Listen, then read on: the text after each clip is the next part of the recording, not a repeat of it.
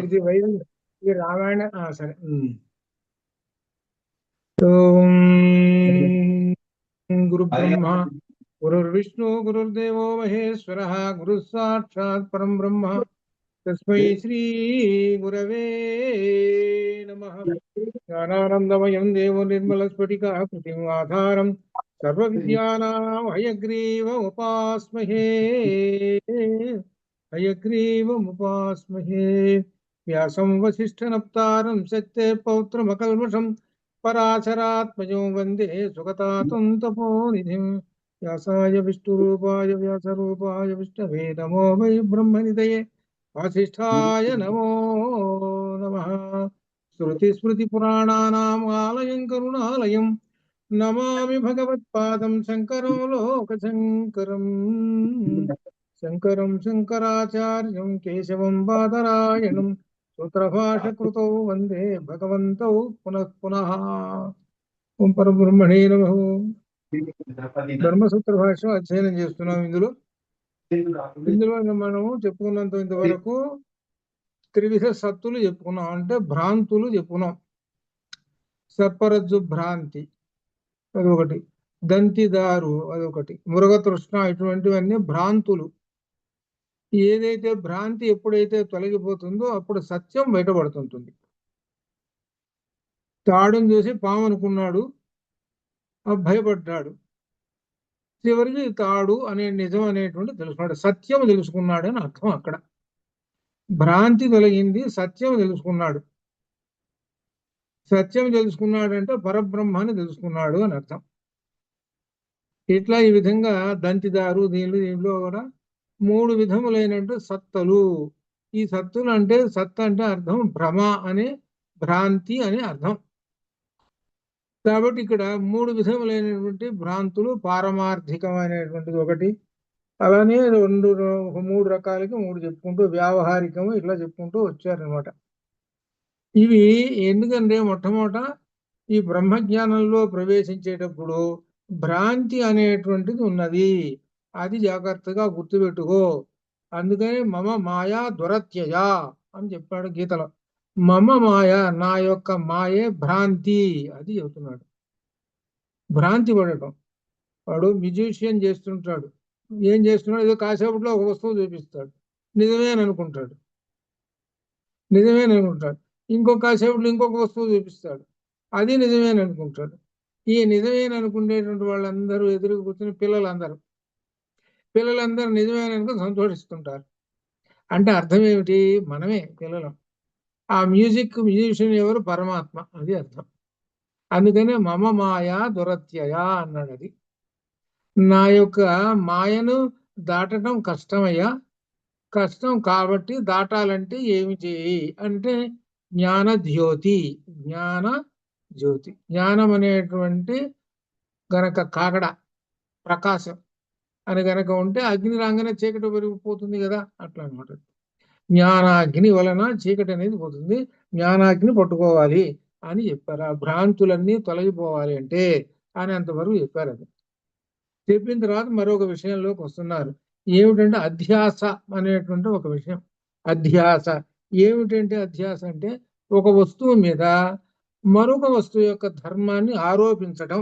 ఇది ఒక వస్తువు మీద మరొక వస్తువు యొక్క ధర్మాన్ని ఆరోపించేస్తాడు.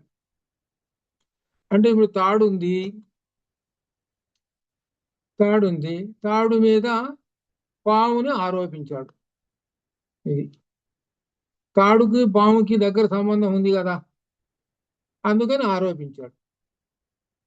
ఆరోపించి దాన్ని ఏం చెప్పాడు, సత్యమైన దాని మీద అసత్యాన్ని ఆరోపించేసేసాడు. దానికి మరి అక్కడ పాము సంగతి అవసరం లేదు కదా, పాము తీసుకొచ్చి ఆరోపించేసేసాడు. ఇక్కడ ఆరోపించేసి భ్రాంతి పడిపోతున్నాడు.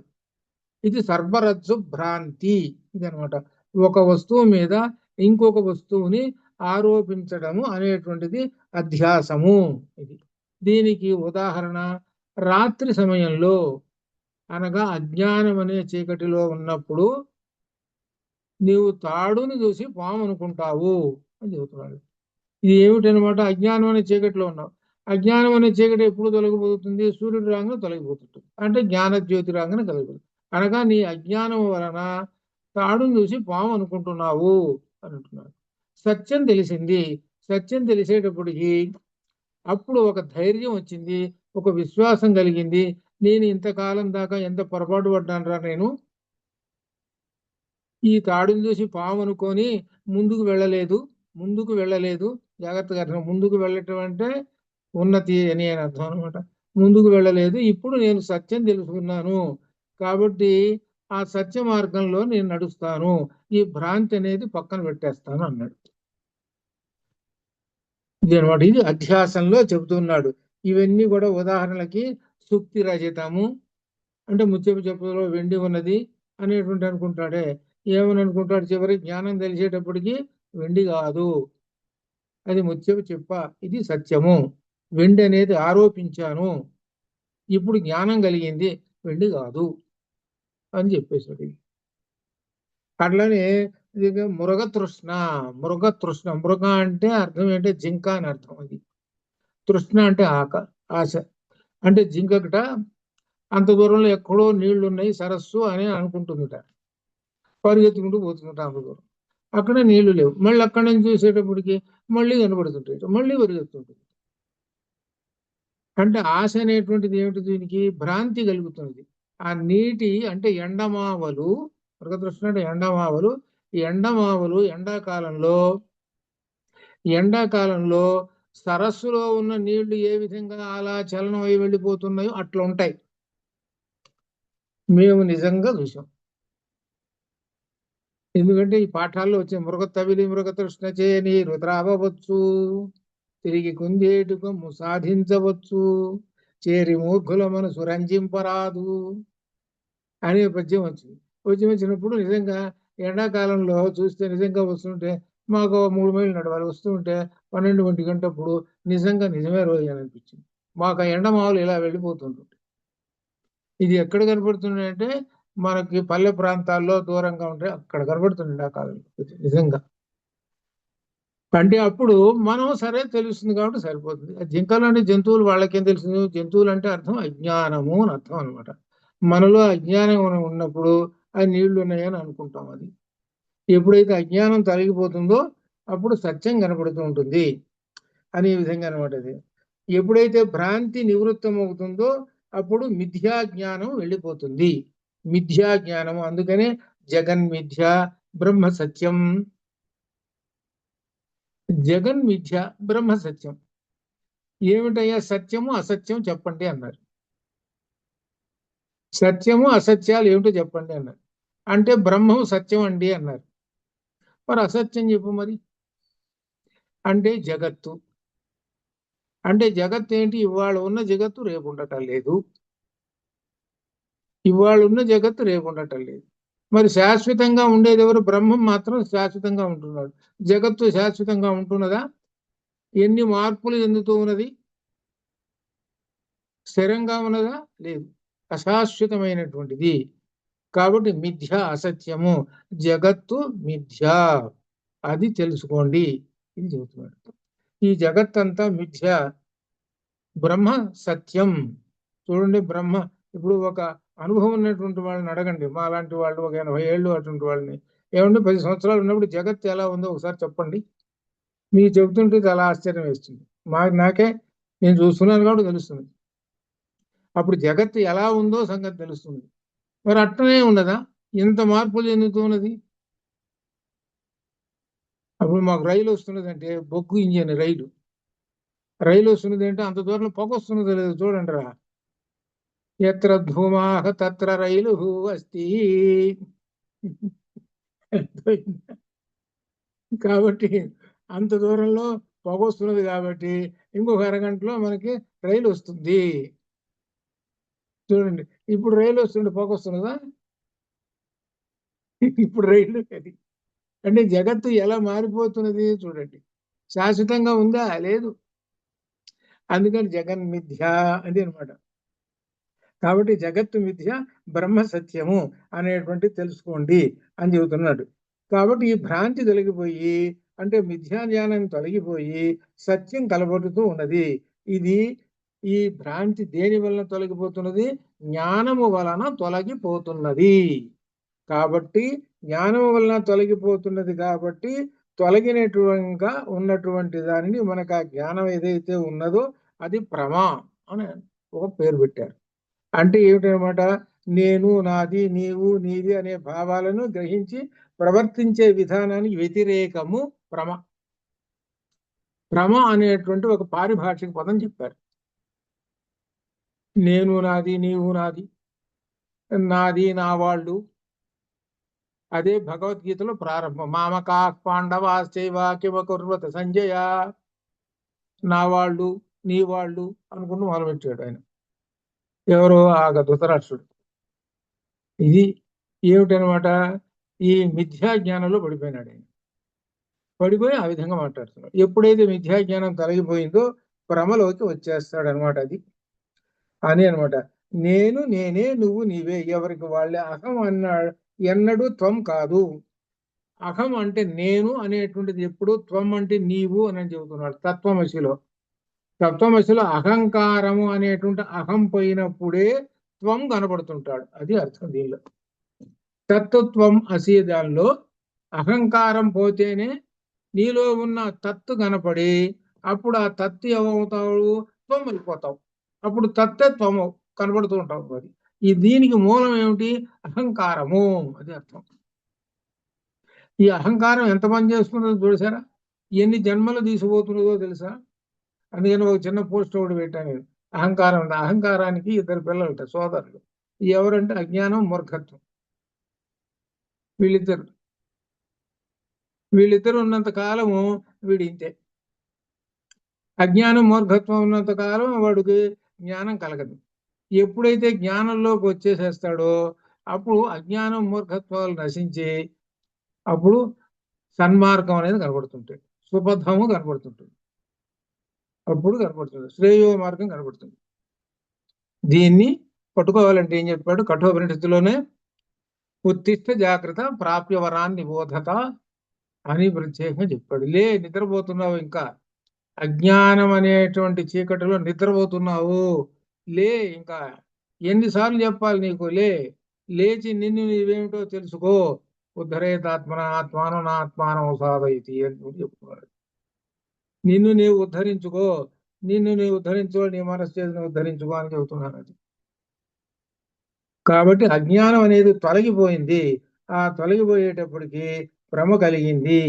ఇప్పుడు ఏడు, నా శరీరము, నా ఇంద్రియాలు, నా మనస్సు, నా బుద్ధి నాలోనే ఉన్నాయి, నీలోనే ఉన్నాయి. ఈ స్వకీయ పరకీయ భావనలు దేని వల్ల కలుగుతున్నాయో ఇదంతా అధ్యాస ప్రక్రియ. అనగా ఒక దాని మీద ఆరోపించడము అధ్యాసము. ఒక వస్తువు మీద ఇంకొక వస్తువు తీసుకొచ్చి ఆరోపించడం అధ్యాసము. ఇదే భ్రాంతి. ఇది అర్థం. కాబట్టి ఈ భ్రాంతి తొలగిపోవాలి. అది అర్థం చేస్తుంది. సర్పరజ్జు భ్రాంతి అనేటువంటి తొలగిపోవాలి. తొలగిపోవాలి అంటే జ్ఞాన జ్యోతి కావాలి. జ్ఞాన జ్యోతి నీలో ఉన్నప్పుడు అది యథార్థాన్ని తెలుసుకుంటావు. ఇది తాడే అని సంగతి తెలుసుకున్నావు, అనగా సత్యము అని తెలుసుకుంటావు. కుండను చూసావు, మట్టి కుండ చూసావు, బాగుంది అన్నావు. ఏమిట్రా సత్యము, ఈ కుండ ఎంతకాలం ఉంటుంది, ఎప్పుడు నీ చేతిలో జారిపడదనుకో ముక్కలైపోతుంది, ఎందుకు వెనుక అవతల వారేస్తావు. కొంతకాలం పోయేటప్పుడు పాత పడిపోతుంది, ఇసు ఉడుతుంది, అవతల వారేస్తావు. ఏమిటి సత్యం అంటే మృతికే చేవ సత్యం. ఇది దేని నుంచి వచ్చిందిరా అని అంటే, మృతిక మట్టి నుంచి వచ్చిందిరా. ఇది మట్టి నుంచి వచ్చినటువంటి ఒక వస్తువు. అలానే మట్టి నుంచి అన్ని వస్తువులు వస్తున్నాయి. ఈ జగత్తులో మనకు చారాచర జగత్తులో కనబడుతున్నాయి వివిధ ప్రాణులు, చెట్లు, ఇవన్నీ కూడా దేని నుంచి వస్తున్నాయి, మట్టి నుంచే వస్తున్నాయి. ఆ మట్టి సత్యము. అది అర్థం చేసుకో. ఈ మట్టి అనేటువంటిది ఎలా వచ్చిందంటే పంచభూతములు. అలా నెమ్మదిగా వెళ్తే చివరికి పంచభూతాలు ఎక్కడి నుంచి వచ్చినాయి, పరమాత్మ నుంచి వచ్చాయి. అది ఎంత దూరం వెళ్ళిపోయినావు అని అంటే పరమాత్మ దాకా వెళ్ళిపోయినావు. పట్టుకుంటున్నావు ఒక్కొక్కటి. ఏదో అంటారు చూసావు, కదిలిస్తే తీగ తగిలి డొంకంతా కదిలింది అనేది ఒక సామెత ఉన్నది. మొత్తం చివరిదాకా వెళ్ళిపోయినాడు. ఇది జ్ఞానం. ఇలా తెలుసుకోవాలంటే ఏమిటి, జ్ఞానం అంతా ఎక్కడ ఉన్నది అంటే ఉపనిషత్తులలో ఉన్నది. అంటే వీటినే వేదాంతములు అంటారు. ఇదే బ్రహ్మ విద్య. ఇది ఎక్కడ లభిస్తుంది ఈ బ్రహ్మ విద్య అనంటే గురువుల దగ్గర లభిస్తుంది. తద్విధి ప్రణిపాతేన పరిప్రశ్నేన సేవయ ఉపదేశంతి తే జ్ఞానం జ్ఞానిన తత్వదర్శన. దానికి ఉదాహరణ కూడా ప్రశ్నోపనిషత్తు. ప్రశ్నోపనిషత్తులో 6 ముని కుమారులు ఎంతో కష్టపడి వచ్చి పిప్పలాద మహర్షి దగ్గర ఆత్మతత్వ జ్ఞానాన్ని తెలుసుకున్నారు. ఒక ఉదాహరణ అట్లా అన్నమాట. కాబట్టి ఆత్మతత్వము లేక బ్రహ్మజ్ఞానం తెలుసుకుంటే ఈ భ్రాంతులన్నీ తొలగిపోతాయి. సత్యం ఏంటో కనబడుతుంటుంది. ఆ సత్యం ఏదైతే నువ్వు దర్శనం చేసుకున్నావో ఆ సత్యమే పరబ్రహ్మము అని ఇందులో చెబుతున్నాడు అనమాట. అట్లా అనమాట అని చెబుతూ దీనిలో ముఖ్యంగా నేను నాది అనే అంతఃకరణ చతుష్టయములకు సంబంధించినటువంటిది. ఒక రకంగా చెప్పాలంటే నేను నాది అనే శరీర ధర్మాలు, నేను నల్లగా ఉన్నాను, తెల్లగా ఉన్నాను, నేను అనారోగ్యంగా, అటువంటివి కూడా ఇవన్నీ నేను అనే దానికి వ్యతిరేకం. నేను అనేది అంతఃకరణ చతుష్టకు సంబంధించినది. ఇది శరీరానికి సంబంధించింది చెబుతున్నాడు అనమాట. నాకు ఆరోగ్యం బాగాలేదు, నాకు ఆరోగ్యం బాగాలేదు, నాకు జ్వరం వచ్చింది, ఏదో ఇటువంటి మాటలన్నీ చెబుతున్నాడు అనమాట. దేనికి సంబంధించింది అని అంటే అంతఃకరణ చతుష్టయానికి సంబంధించింది, అంతేగాని లోపల పరమాత్మకు సంబంధించింది కాదు. ఈ శరీర ధర్మాలు ఉంటాయి. శరీర ధర్మాలు ఒక్కోసారి వర్షంలో బాగా తెలిసామండి, జలుబు చేసింది అంటారు. ఏదో తినకుండా ఏవో తిన్నాం, ఏదో అంటా చూసావు, అందువలన వచ్చింది. ఈ విధంగా అవి 4 రోజులు ఉంటాయి, 3వ రోజు పోతాయి. ఇవన్నీ శరీర ధర్మాలు. కానీ నాకు ఈ విధంగా వచ్చినట్టు శరీర ధర్మాలు అవి, అంతేగాని పరమాత్మకు ఏమాత్రం సంబంధం లేదు. అదే అర్థం. అదేనమాట. ఇక చెప్తున్నాడు ఇంక విశేషంగా అంతరింద్రియములకు బాహ్యేంద్రియములు భిన్నమైనది కూటస్థమైన ఆత్మ. ఆత్మను గురించి చెబుతున్నారు. కూటస్థం అచలం ధ్రువం, భగవద్గీతలో చెప్పాడు అనమాట. కూటస్థం అచలం ధ్రువం. ఏమిటి కూటస్థము అనేటువంటి ఒక పదం ఉన్నది. ఈ పదానికి అర్థం ఏమిటంటే, కూటస్థం అనే పదానికి అర్థము, ఈ బంగారు పనిచేసే వాళ్ళు ఉంటారు, వాళ్ళ దగ్గర ఒక దిమ్మె ఉంటుంది. ఏది? ఇనుప దిమ్మె, చిన్నది ఏంటి దిమ్మె ఉంటుంది, ఒక చిన్న సుత్తి ఉంటుంది. ఈ బంగారాన్ని కానీ వెండిని కానీ సాగొట్టడానికి నెమ్మది టకా టకా టకా కొడుతుంటారు. ఆ దిమ్మె లేనిదే వాడు కొట్టలేదు, సాగదు, అది కుదరదు, దిమ్మె ఉండాల్సిందే వాడికి. అది బాగా ఎర్రగా కాల్చి శుభ్రంగా కొడుకుంటాడు, అది సాగుతుంటుంది. ఇప్పుడు ఈ దిమ్మె ఏం చేస్తున్నది? దిమ్మె ఉంటేనే కదా పైన వాడు టకటక కొడుతున్నాడంటే ఆ శబ్దము, ఆ ధ్వని, ఆ బాధ ఏది అనుభవిస్తున్నది అంటే ఇదిగో ఈ దిమ్మె అనుభవిస్తున్నది. కానీ దిమ్మె అనుభవిస్తున్నది అని మనం అనుకుంటాం, ఏమాత్రం అనుభవించటం లేదు. ఇది జీవుడి యొక్క లక్షణం. అదే పరమాత్మ. ఇది అర్థం. జీవుడికి అంటే ఇక్కడ పరమాత్మకి ఏమీ సంబంధం లేదు. అది ఒక పోలిక కోసం చెప్పాడు అంతే. కూటస్థం అచలం ధ్రువం. అచలం అంటే చలనము లేనటువంటిది, స్థిరమైనటువంటిది, ధ్రువం సత్యమైనటువంటిది పరమాత్మ. పరమాత్మకి ఏమి బాధలు లేవండి అని చెబుతున్నాడు. ఏమైనా బాధలు ఉంటే నీ శరీర ధర్మాలు ఉన్నాయి చూసావు, వాటికి వస్తుంటాయి బాధలు. కాళ్ళ నొప్పులు వచ్చినాయి, ఆపరేషన్. కంటికి వచ్చింది, ఆపరేషన్. ఇట్లా ఈ విధంగా శరీరానికి సంబంధించినటువంటివి, ఆత్మకు సంబంధించినవి కావు ఇవి. అదనమాట ఇది అని చెబుతూ ఇందులో విశేషంగా జీవాత్మను పేరు. ఈ జీవాత్మ సూక్ష్మాత్ సూక్ష్మము అగోచరము. జీవాత్మ సూక్ష్మత అంటే అణువు అని, అణువు కన్నా చాలా అణువు, అతి సూక్ష్మమైనటువంటిది అని. ఇక్కడ ఈ విధంగా ఈ జీవాత్మ స్వయం ప్రకాశము గల సత్పదార్థము, ఇది నిత్యము శరీరానికి ఉపనిషద్వా ఇక్కడ విశేషంగా చెబుతున్నాడు. ఈ జీవాత్మ లోపల ఉన్నాడండి. ఆ ఉన్నప్పుడు ఈ జీవాత్మ ఈ శరీరానికి షడ్భావ వికారాలు ఉన్నాయి. ఇవి బాగా అర్థం చేసుకోవాలి.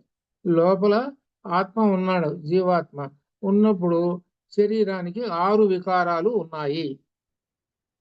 ఏమిటి 6 వికారాలు? జాయతే, అస్థి, విపరిణమ్యతే, వర్ధతే, అపక్షీయతే అని యాస్కుడు నిరుక్తంలో చెప్పాడు. ఈ జీవుడు జాయతే అస్థి, జాయతేని పుడుతుంటాడు అంటే అర్థము ఒక తల్లి గర్భంలో ప్రవేశిస్తాడు. ప్రవేశించి అస్థి అంటే 9 నెలలు ఉంటాడు. ఉండి బయటకు వచ్చి విపరిణమ్యతే, ఇక మార్పులు చెందుతూ ఉంటాడు. పుట్టినప్పుడు ఉంటాడు చిన్నపిల్లాడు. అక్కడి నుంచి విపరిణమ్యతే, నెమ్మది క్రమక్రమంగా 9 ఏళ్ళు 10 ఏళ్ళు ఇవన్నీ చూస్తే ఓ 25 ఏళ్ళు 30 ఏళ్ళు రాగానే చిన్నప్పుడు వీడు ఎట్టుంటాడో వాళ్ళు ఒక్కసారి గ్రహించితే, ఇంత పిల్లవాడు ఇట్టున్నాడు, ఒరే నువ్వు చిన్నప్పుడు పాల కోసం ఏడుస్తున్నావురా అని అంటే, అట్లనా అంటాడు. ఇలా ఒక్కోసారి నీకు మీ అమ్మ అన్నం పెట్టలేదురా, అన్నం పెట్టకపోతే గోల గోల చేసావురా చిన్నప్పుడు 3 ఏళ్ళప్పుడు 4 ఏళ్ళప్పుడు, అట్లనా అని అంటాడు. ఇప్పుడు 30 ఏళ్ళు వచ్చినాయిగా వాడికి ఇవన్నీ చెప్పాడు. ఇప్పుడు అంటే వాడు ఆ వయసులో ఏం చేశాడో ఏమిటో ఆ బాల్య చేష్టల్లో ఏమి మొత్తం పోయి అనగా ఏంటనమాట, శరీరం వృద్ధి చెందుతూ ఉన్నది, మార్పులు చెందుతూ ఉన్నది. చివరికి మార్పులు చెంది చెంది ఎలా ఉంటుంది అని అంటే పైకి పోతున్నది తారాజువ. అంటే ఏమిటి, యవ్వనం బాగా పైపోయినది. ఆ పైకి పోయినటువంటి తారాజువ నెమ్మది కిందకు వస్తూ ఉన్నది.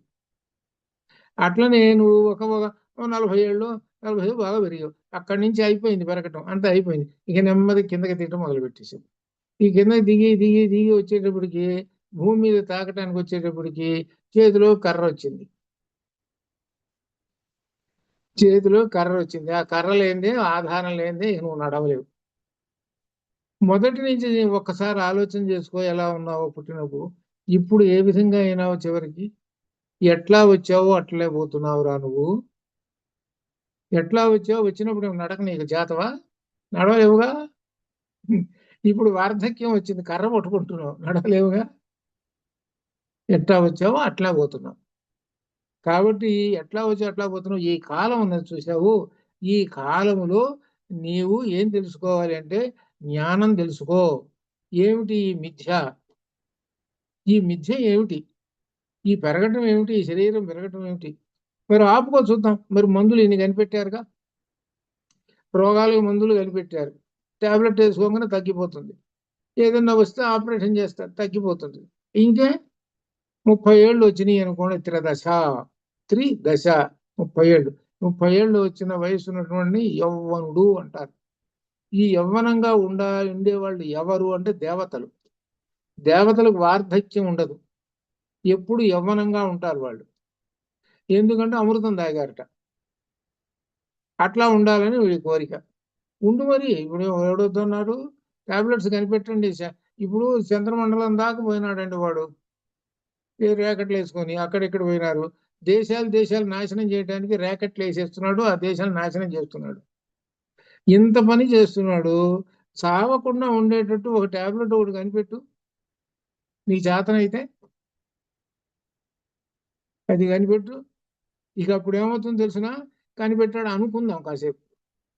భూమి మీద అంతా నీళ్ల మీద కూడా మనిషి ఉంటాడు, సముద్రం మీద కూడా మనిషి ఉంటాడు, ఎవడు చావడుగా. మరి ఇంతమంది మనుషులు ఉంటే మరి తిండి ఎట్లా, మరి దానికి ఎట్లా చూసుకోండి. దీనిలో గొప్ప విశేషమైనటువంటి ఎన్ని పెట్టాడు దీనికి. అందుకని ఏంటంటే జాతస్య ధ్రువో మృత్యు ధ్రువం జన్మ మృతస్య తస్మాత్ అపరిహార్యార్థే నత్వం శోచితుమర్హసి. పుట్టినటువంటి వాడికి మరణం తప్పదు, మరణించినటువంటి వాడికి జన్మ తప్పదు. ఈ విధంగా జనన మరణ చక్రంలో ఈ జీవుడు తిరుగుతూ ఉన్నాడు. ఈ జీవుడు తిరుగుతూ ప్రతి జన్మలోనూ షడూర్ములతోటి, అలానే షడ్ వికారాలతోటి ఉంటున్నాడు. షడూర్ములు అనగా ఇవి తప్పదు. ఎట్లయితే ఈ వికారాలు ఉన్నాయో అలానే ఊర్ములు కూడా. ఊర్ములు అంటే ఆకలి, దప్పిక, శోకము, మోహము, ఇటువంటివన్నీ అన్నమాట. ఇటువంటివన్నీ శోకము, మోహము, ఇటువంటివన్నీ. ఆకలి వేస్తున్నది, దప్పిక వేస్తున్నది, కావాలిగా, ఆహారం కావాలి, మంచిగా లేకపోతే చచ్చిపోతాడు. ఇవన్నీ ఏమిటనమాట, షడూర్ములు. ఇవన్నీ సహజము, ప్రతి ప్రాణికి సహజమైనటువంటివి. కానీ అంతఃకరణ విభాగం అహం ఆ జన్మాంతం ఉంటుంది. అంతఃకరణాలు 4 ఉన్నాయి. ఏమిటి 4?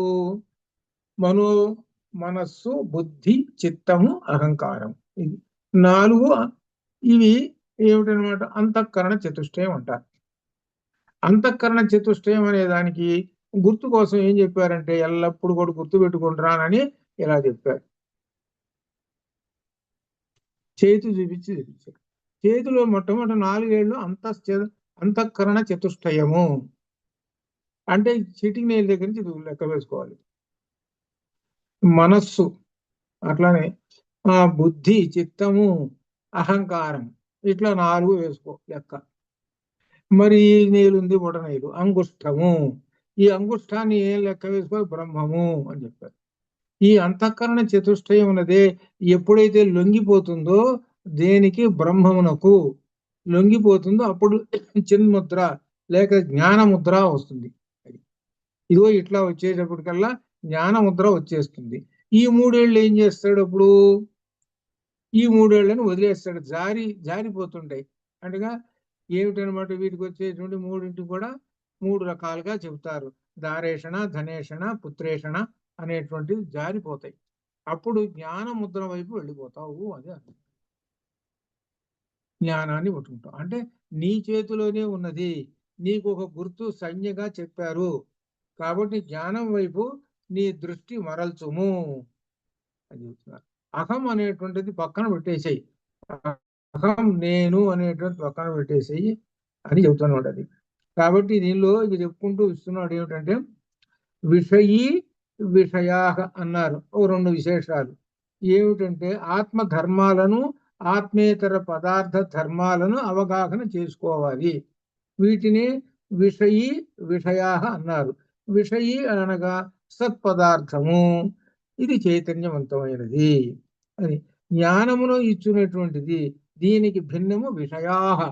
ఇది విషయా అంటే అర్థమేమో విషయ సుఖాలు. ఈ విషయ సుఖాలన్నీ తీసుకుని వెళ్ళి మనల్ని ఎక్కడో అశాశ్వతమైన దాన్ని పడేస్తాయి. కాబట్టి సత్పదార్థమైనటువంటి విషయి అనే దాన్ని పట్టుకో అని చెబుతున్నారు. అది విషయి విషయ. విషయములు అనేటువంటివి ఏమిటి? మనకు సుఖాలు ఇచ్చేటువంటి, భౌతిక సుఖాలు ఇచ్చేటువంటివి. ఆ భౌతిక సుఖాలనే కనుక పట్టుకుంటుంటే, భౌతిక సుఖాలను పట్టుకుంటుంటే చివరికి ఏమిటయ్యా నీవు అనంటే ఇక అనేకమైనటువంటి జన్మల్లోకి వెళ్ళిపోతావు. భౌతిక సుఖాలు వాటితో ఉంటే. అందుకని దీనికి ఏం చెబుతున్నారు? దృశ్య పదార్థములు అనాత్మకములు, అశాశ్వతములు. అసత్ వస్తువులు దేహముతో పాటు ఇంద్రియాలు కూడా అశాశ్వతములు కనుక చైతన్యవంతమైన శరీరీ దేహాదుల నుండి వేరు చేసి చూడు. అంటే లోపల అదే మనకు ఇందులో కూడా వచ్చింది. ఏది? కఠోపనిషత్తులో ఏమిటంటే ఒక గడ్డి పరకని మధ్యకి చీల్చి మూంజి అని చెప్పాడు. ఎలా చీల్చి చూడగలిగితే, ఆ విధంగా చేయగలిగితే నీవు ఆత్మను దర్శించుతావు అని ఒక చోట చెప్పాడు మనకి ఇందులో కఠోపనిషత్తులో. అట్లా కాబట్టి ఆ ఆత్మను దర్శనం చేసుకో అని చెబుతున్నాడు. అది అశాశ్వతమైనటువంటి వాటిని, అసద్వస్తువులు అనేటువంటి వాటిని పాటు వెంటబడకుండా చైతన్యవంతమైన శరీరిని దేహాదుల నుండి వేరు చేసి, ఈ శరీరము చైతన్యవంతం అవుతున్నది. ఎప్పుడు చైతన్యవంతం అవుతున్నది? లోపల ఆత్మ ఉన్నాడు కాబట్టి చైతన్యవంతం. ఆత్మ ఉన్నాడు గనక ఈ శరీరం ఏమవుతుంది? చైతన్యవంతం అయ్యి చూడండి ఎంతటి జాగ్రత్తగా ఉంటాడు, ఎంత అటెన్షన్ లో ఉంటాడో చూసుకోండి. చైతన్యవంతం. ఆ కారు నడుపుతుంటుంటే 80 మైళ్ళ స్పీడ్ తోటి నడుపుతున్నాడంటే లోపల ఎంత చైతన్యం, శరీరం అంతా ఎంత అటెన్షన్ లో ఉంటుంది ఒకసారి గమనించండి. శరీరానికి ఉన్న ఇంద్రియాలు, 5 ఇంద్రియాలు, కర్మేంద్రియాలు అన్ని అటెన్షన్ లో ఉంటాయి, సావధానంగా ఉంటాయి. ఈ సావధానంగా ఉండటం అనేటువంటిది ఎవరి వల్ల వచ్చింది? లోపల ఉన్న చైతన్యం అనే ఆత్మ చైతన్యం వల్ల వచ్చింది. ఇది అర్థం. ఆ ఆత్మ చైతన్యం వలన ఈ శరీరాన్ని ఉపయోగించి నీవు లక్ష్యాన్ని చేరుతున్నావు. అలానే లోపల ఆత్మ చైతన్యం ఉన్నది కాబట్టి దాన్ని దర్శనం చేసుకోవడం కోసము ఈ శరీరాన్ని ఉపయోగించుకో. కారును ఉపయోగించుకుంటున్నావు కానీ ఇక్కడ విశేషం ఏంటంటే అక్కడికి ఎక్కడికో వెళ్ళాలి. 1 గంట సేపు నువ్వు అక్కడికి వెళ్ళి అక్కడ కూర్చోవాలి, ఏదో కార్యక్రమం పని ఉంది. కానీ కారుతోటి పని లేదు. అక్కడ కారు వచ్చిందంటే వచ్చింది అనుకో, ఏమండి కారు ఎంత ఖరీదైంది, అదండి ఇదండి అది ఇది, కారుని గురించి ఎవడు అడుగుతున్నాడు? నీకు కావాల్సింది ఏంటి?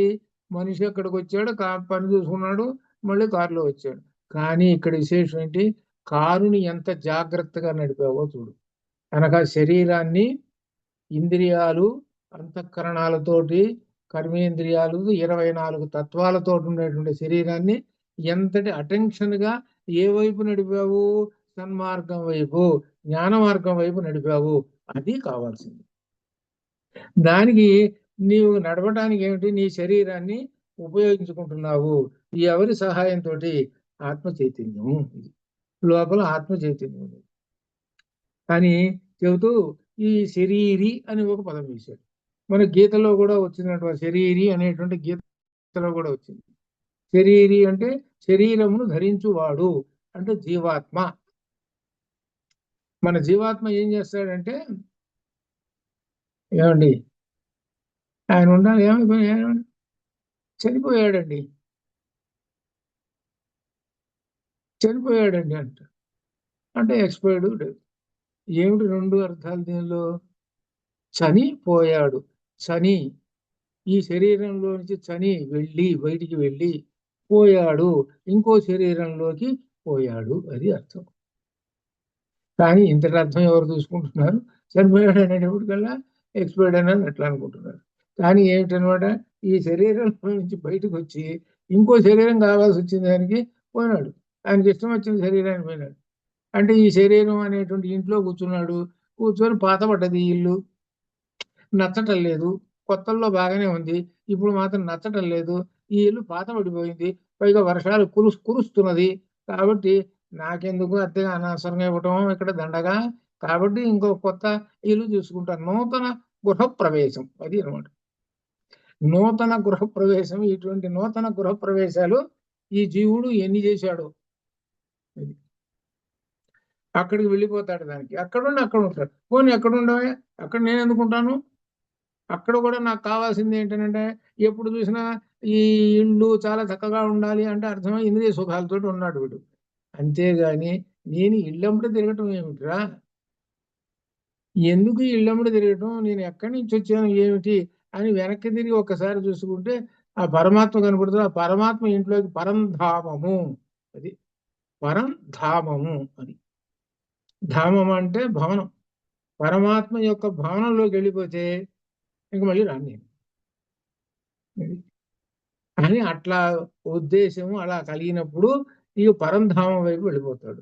అనగా అది కలగాలంటే ఏంటంటే బ్రహ్మజ్ఞానము, అది అర్థం. ఆ బ్రహ్మజ్ఞానం వల్ల. కాబట్టి ఈ విధంగా కావాలి అని అంటే, తెలుసుకోవాలి అని అంటే బ్రహ్మజ్ఞానం కావాలి. ఇక్కడ ఏమిటంటే విద్య అవిద్య అనేటువంటి ప్రస్తావాలు వస్తుంటాయి. విద్య అంటే జ్ఞానము, అవిద్య అని అంటే అర్థం ఏమిటి? అజ్ఞానం అనేటువంటి అర్థంలో చెబుతుంటుంటాము. ఇక్కడ విశేషాలు చెబుతున్నది. ఆకాశం శూన్యము, నిర్మలమైనది, మరి రంగు రూపములు లేనిది, కానీ చిత్ర విచిత్ర వర్ణములతో మనకు గోచరం అవుతూ ఉన్నది. ఇక్కడ ఒక ఉదాహరణ మనకి కంటికి కనబడుతున్న దాన్ని తీసుకొని ఒక విశేషం చెబుతున్నారు. ఆకాశం చూస్తున్నాం మనం. ఆకాశంలో నక్షత్రాలు లెక్క పెట్టండిరా అంటే వెనకట అన్నట్ట ఆకాశంలో గురువు గారు శిష్యుణ్ణి, అరే ఆకాశంలో నక్షత్రాలు లెక్క పెట్టరా అన్నాడు. ఆకాశంలో నక్షత్రాలు లెక్క పెట్టు, 1 2 3 లెక్క పెట్టు చూద్దాం అని అన్నాడు. వాడు లెక్క పెట్టడం మొదలు పెట్టాడు. లెక్క పెట్టి ఏమయ్యా ఇక్కడ 1 2, అబ్బో నేను లెక్క పెట్టలేను, నా వల్ల కాదండి.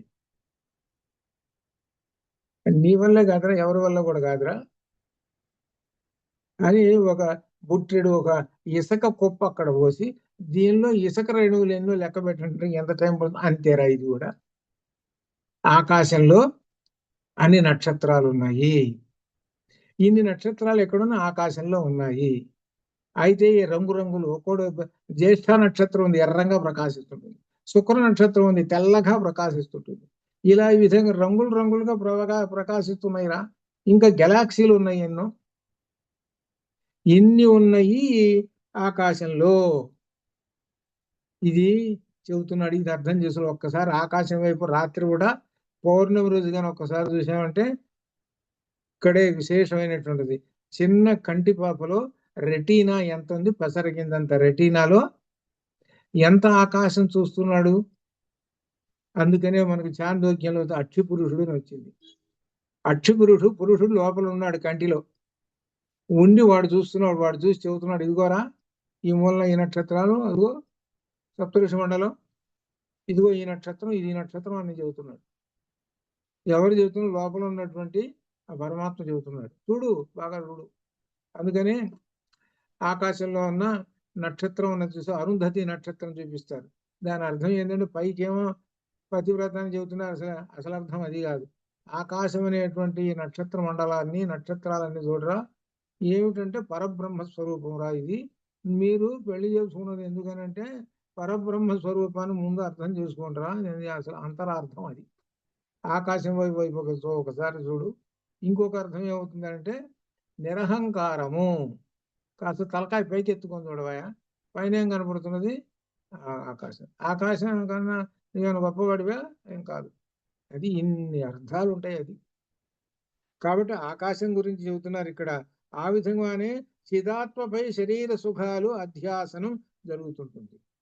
ఆ విధంగానే మన ఆత్మ ఉన్నదే చైతన్యం అనేటువంటి ఆత్మ మీద ఇవన్నీ కూడా ఈ సుఖ దుఃఖాలన్నీ కూడా కనపడుతూ ఉంటాయి. దీని యథార్థం తెలుసుకోవడానికి సమ్యక్ జ్ఞానం అవసరము. అనగా ఏంటి యథార్థం తెలుసుకోవాలంటే సుఖ దుఃఖములు.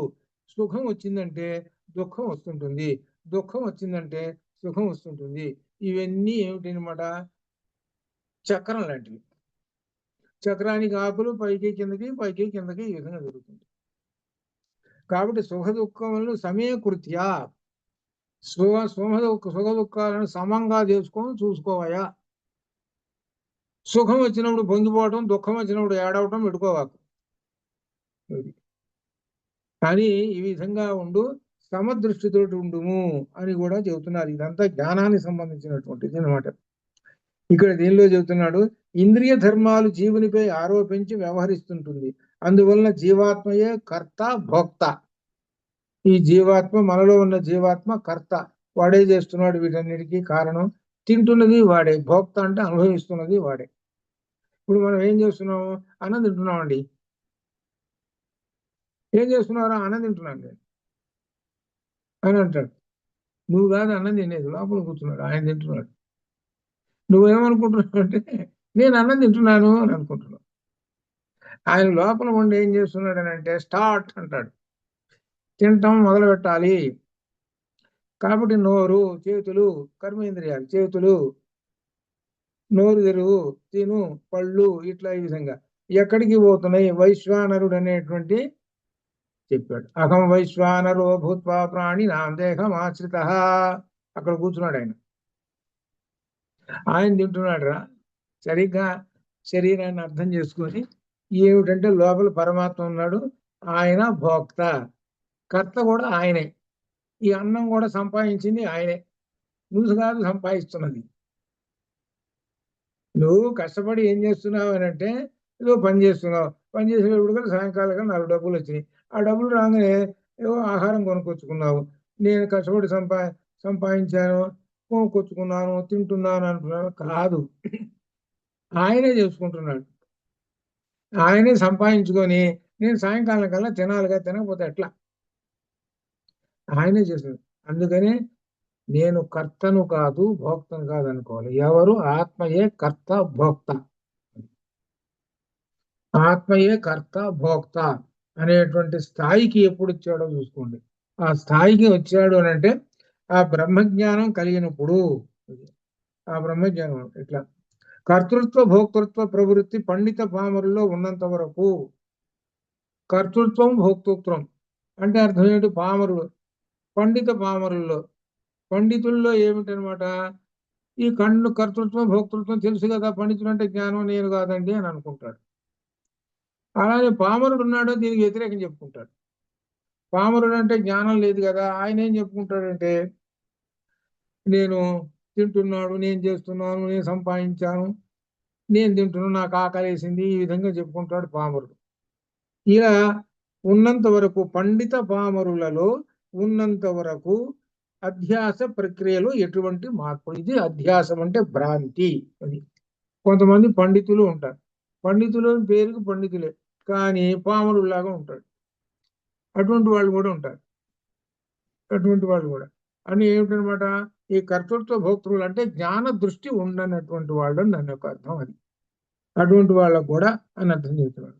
ఇప్పుడు ఎప్పుడు పండితుడు అని అంటే జ్ఞానాగ్ని సర్వదగ్ధానం తమాహు పండితం బుధాహ, గీతలో చెప్పారు కదా. అటువంటి పండితుడికి అటువంటి పండితులు మాత్రం ఉండదండి. వాళ్ళకి ఏమిటనమాట, కర్తృత్వ భోక్తృత్వములు అనేటువంటివి లోపల ఉన్నటువంటి పరమాత్మకే. లేనటువంటి వాడు ఉంటాడు పామరుడు, నేనే అనుభవిస్తున్నాను అని అనుకుంటాడు. రెండింటి భేదములు చెప్తున్నాడు. కాబట్టి దీన్ని అధ్యాస అంటారు.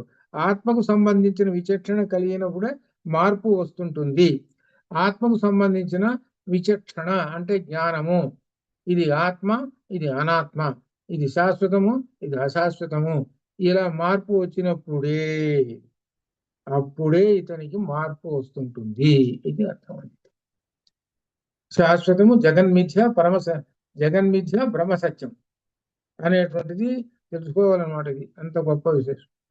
అని ఈ బ్రహ్మజ్ఞానం అనేటువంటిది తెలుసుకుంటే అప్పుడు ఏమవుతుందంటే భాషలో మార్పు వస్తుంటుంది, చేష్టల్లో మార్పు వస్తుంటుంది, అతని యొక్క క్రియలులో అన్నిట్లోనూ మార్పులు వస్తాయి. అన్ని బ్రహ్మమునకు సంబంధించినటువంటివన్నీ ఉంటాయి.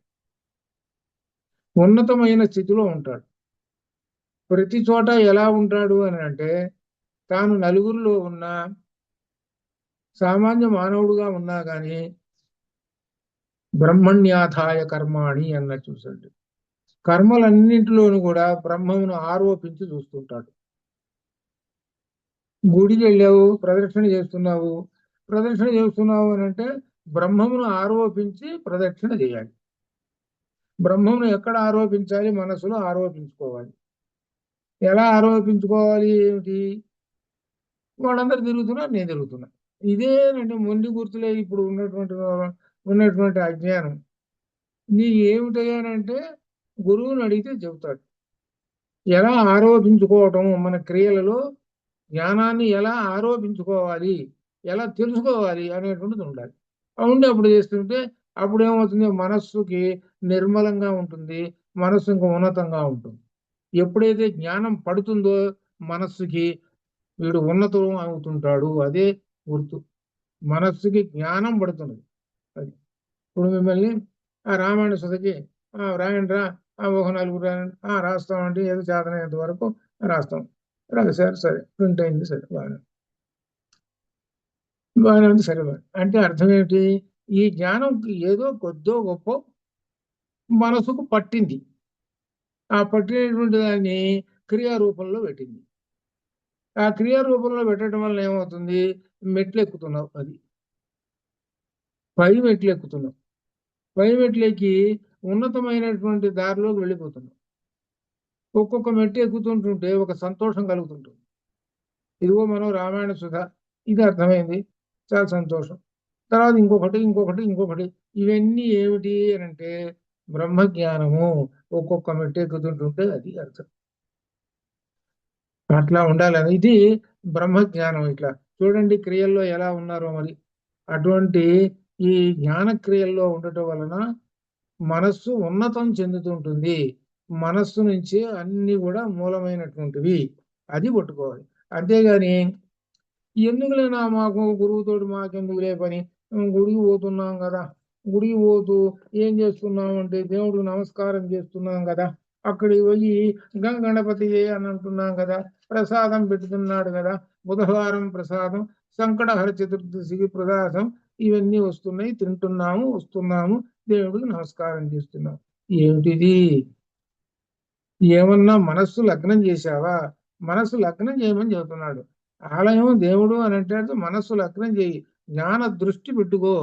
అది ఏమిటి అనేటువంటి నీకు మాత్రం తినేటప్పుడు మాత్రం బాగా చేతావు. ఏమండి తీపి తగ్గిందండి, ఏమండి షుగర్ తగ్గిందండి ఈ కాఫీలో, అది మాత్రం బాగా వచ్చు. ఏమండి కూరల్లో ఉప్పు లేదండి, ఉప్పు తగ్గిందండి.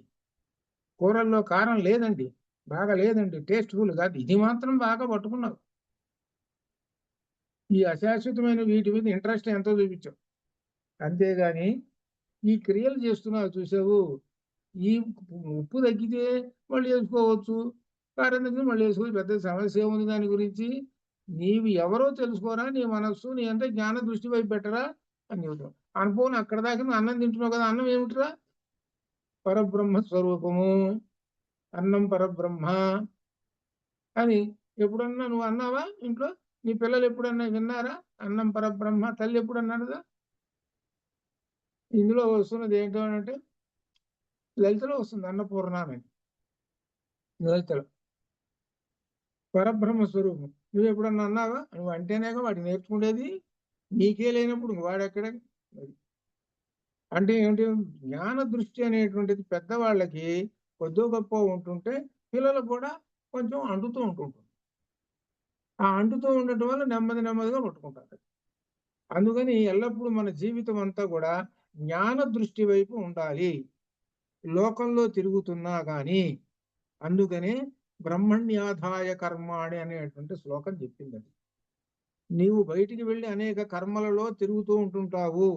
ఆ తిరుగుతూ ఉంటుంటే ఆ ప్రతి కర్మలోనూ బ్రహ్మమును ఆరోపించుకో అని చెబుతున్నాడు. ఆఫీస్కి వెళ్ళి కంప్యూటర్ ఓపెన్ చేసేసి టకా కొట్టగానే మొత్తం అంతా ప్రపంచం అంతా వస్తున్నది. నువ్వేమనుకోవాలి అంటే ఎంతటి అంతర్జాలం నడుస్తున్నది, క్షణంలో వస్తున్నది. ఇది ఎక్కడ ఉన్నది ఈ రహస్యము? బ్రహ్మము యొక్క ఎంతటి చైతన్యవంతమైన శక్తి ఉన్నదండి. ఈ చైతన్యవంతమైనటువంటి శక్తి ఎలా ప్రపంచాన్ని చూపిస్తున్నదో చూడండి అని విస్మయం చెందుతాడు. ఇదే పరమాత్మ యొక్క స్వరూపం.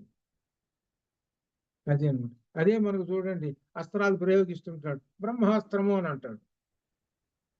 ఆ బ్రహ్మాస్త్రం అంట ఒక గడ్డి పరక వేసిన గడ్డి పరకని ఆ మంత్రం అభిమంత్రించేసి ఆ గడ్డి పరక వేసేసి గడ్డి పరక పెద్ద ఆయుధం అయిపోతుంట. ఏమిటది? సైన్స్ అది.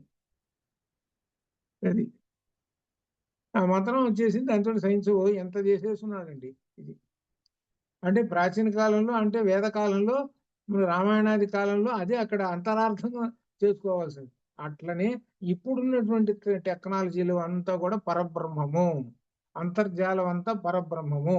అది అర్థం. అంత గొప్ప విశేషం.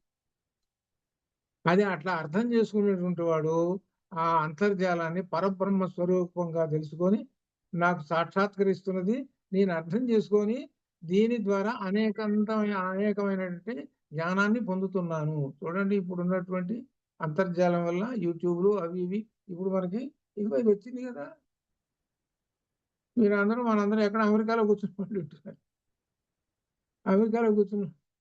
మీరు చదువుకునేటప్పుడు ఇప్పుడు 1962, 61, 62లో మాకు వరల్డ్ మ్యాప్ ఇచ్చేవాళ్ళు. పరీక్షల్లో గుర్తుపెట్టండి సోషల్. అమెరికా గుర్తుపెట్టు, 5 మార్కులు ప్రశ్న. అమెరికా గుర్తుపెట్టు. అమెరికాని అట్టనే ఉంటే ఇంకో చోట గుర్తుపెట్టే పాయింట్ పోతుంది, మార్కు పోతుంది. అమెరికా దేశంలో ఇవి అవి అనేటువంటిది అబ్బా ఎంత ఆసక్తిరా అనేటువంటిది అని అప్పుడు అనుకున్నాం. అమెరికా అంటే ఇట్లా ఉంటుంది, లండన్ అంటే ఇట్లా ఉంటుంది, ఈ సోషల్లో వస్తుంది కదా దేశాల పేర్లు ఇట్లా. ఆశ్చర్యం. అమెరికా ఎవరైనా వెళ్ళొచ్చారు అని అంటే, అమెరికా వెళ్ళొచ్చారా మీరు? అబ్బో ఏమిటండి అమెరికా అనేటువంటిది, ఎట్లా వెళ్ళారు ఏమిటి? రైళ్లు ఉన్నాయా, బస్సులు ఉన్నాయా, ఎట్లా వెళ్ళాలి? చూడండి ఏమంటారు, రైళ్ళు బస్సు. అప్పుడు ఎంతటి అజ్ఞానంలో ఉన్నారు. దాని గురించి చెబుతుంది. ఇప్పుడు వచ్చేటప్పటికి ఏముంది, హైదరాబాద్ లో ఆ మూలకి వెళ్ళాలంటే కష్టం, కానీ అమెరికా వెళ్ళటం అనేటువంటిది సులభం. పరిస్థితి ఎట్లా ఉంచండి. అమెరికా హైదరాబాద్ లో నా మూల వెళ్ళాలనుకో, ఇది ఎంత ఉంటుందో చెప్పలేము. ఎందుకు విసుగు పుడుతుంది. ఏంది మనకు కనబడుతున్నది కదా. అదే ఫ్లైట్ లో అమెరికా కూర్చున్నాం అనుకో, ఇక్కడి నుంచి 10 గంటలు 12 గంటలు అమెరికా దించేస్తుంది. ఏమిటి ఎంత విశేషం, ఎంత పెరిగిపోతున్నది. కాబట్టి ఇదంతా ఏమిటంటే బ్రహ్మము యొక్క విశేషమైన శక్తి.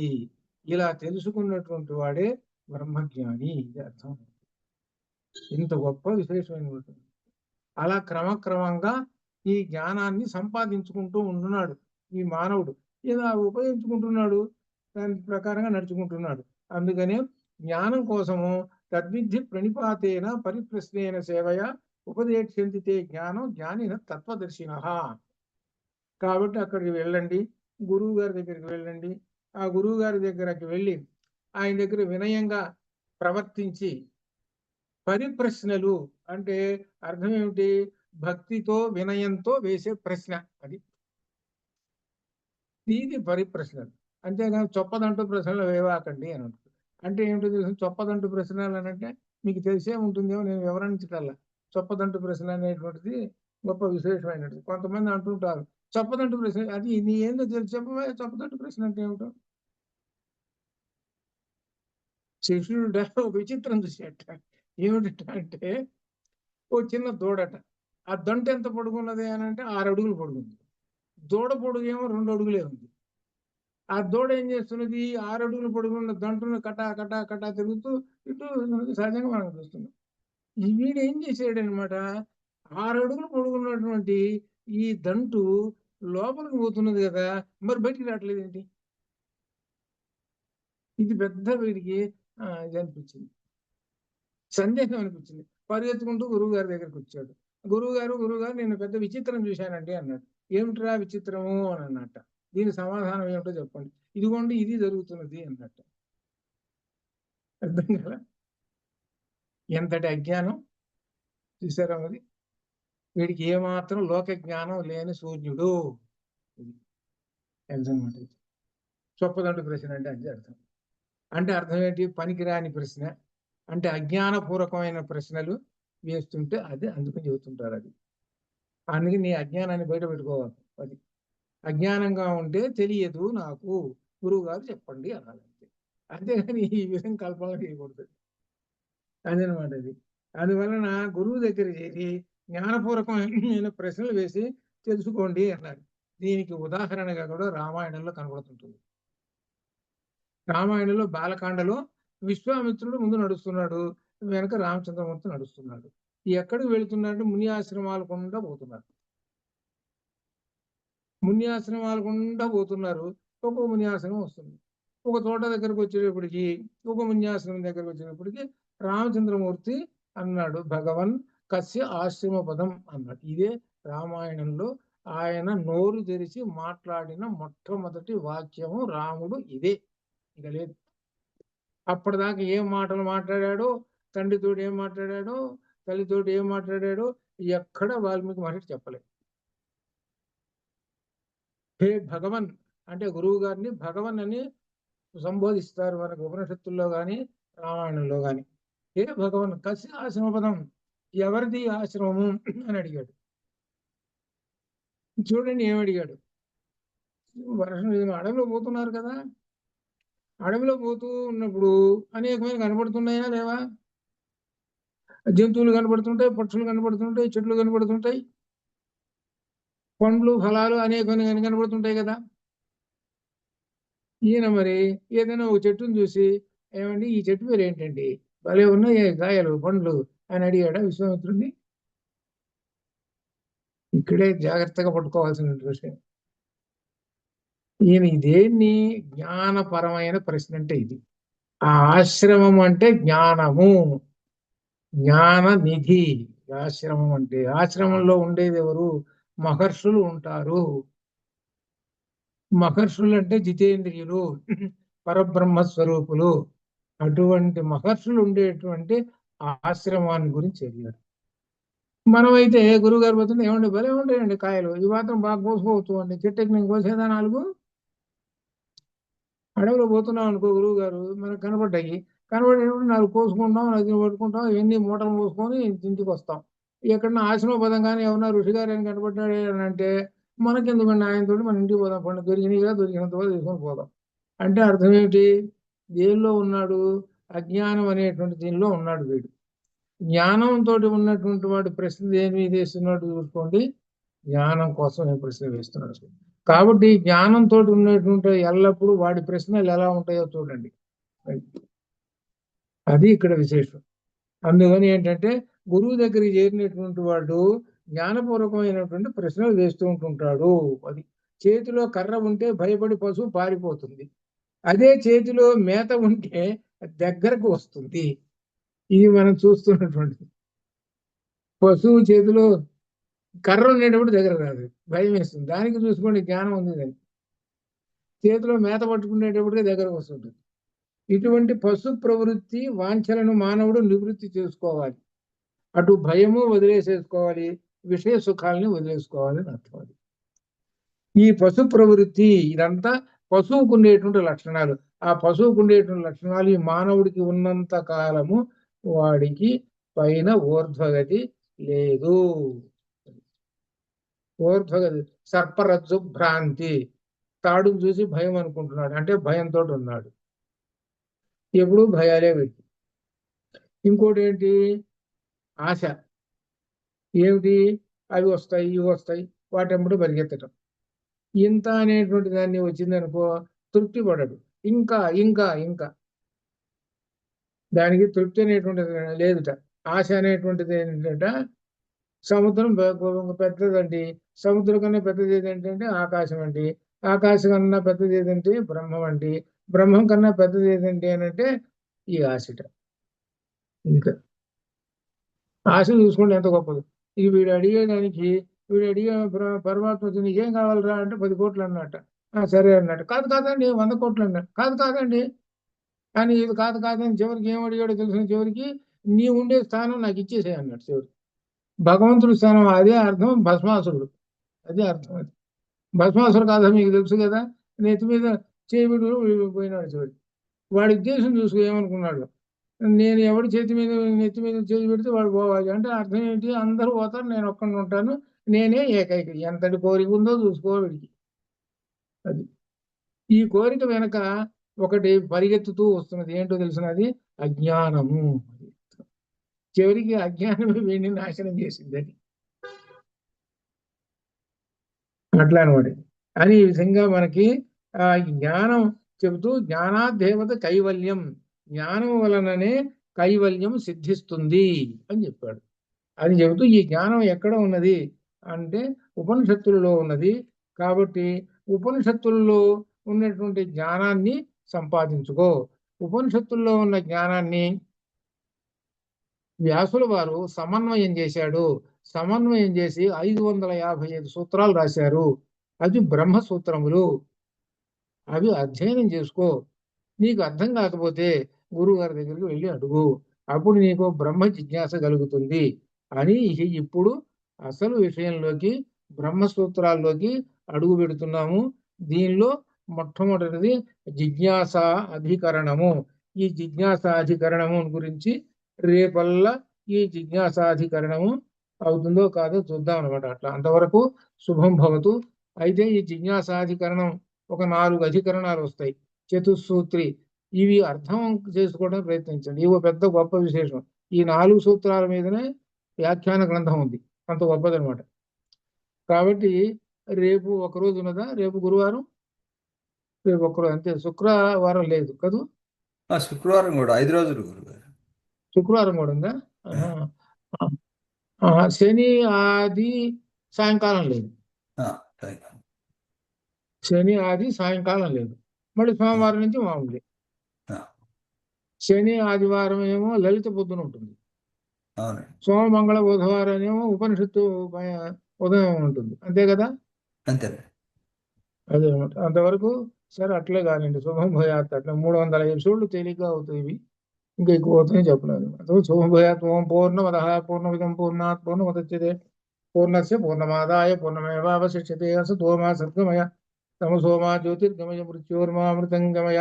ఓం శాంతి శాంతి శాంతి. శుభం భూయాత్. ధన్యవాదాలు. రామాయణ పుస్తకాలు